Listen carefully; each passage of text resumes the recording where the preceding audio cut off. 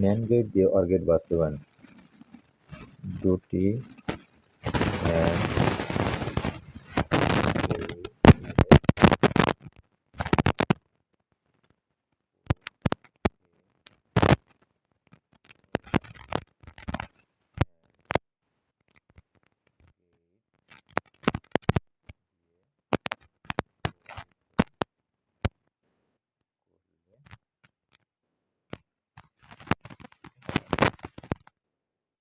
Gate হিসাবে কাজ করে।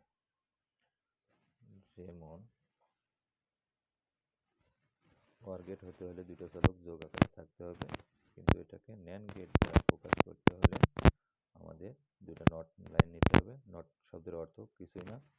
তো এখানে আমরা একটা নট যদি আমরা ভাঙি, ডি মর্গানের সূত্র হবে এ নট ইন্টু বি নট টান। যদি আমরা সিস্টেম করি তাহলে হবে এ লাইন। তো NAND গেটের সকল ইনপুট একই হলে সেটা নট গেট হিসেবে কাজ করে। তাহলে বি এর সকল ইনপুট একই হলে সেটা বি নট হবে।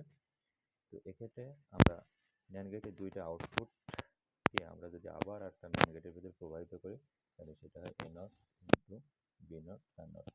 এটা যে ফাংশন পাচ্ছি সেটাই হলো OR গেট হিসেবে কাজ করে। কীভাবে করে? এটা হলো A not plus B not টান নট। এটাকে যদি আমরা সরলীকরণ করি তাহলে এ ডাবল নট